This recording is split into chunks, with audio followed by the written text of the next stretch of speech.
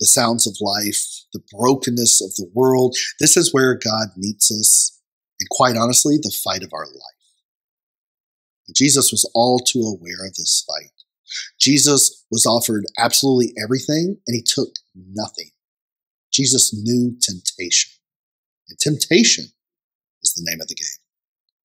Temptation is something that every single one of us experiences every single day, but none of us want to talk about it.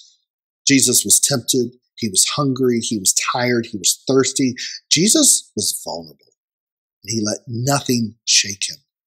Faith for Jesus wasn't simply a hobby. Faith is a lifelong journey. And there are no cheap imitations of faith. There's no shallow ways of understanding faith. Faith doesn't leave us with hope that turns to rust.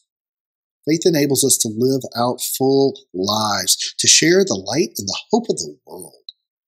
And that is the sound of enough. A famous quote from the movie, The Usual Suspects.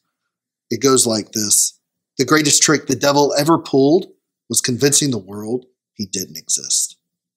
Anyone who has ever lived for any amount of time has no doubts that the devil does exist.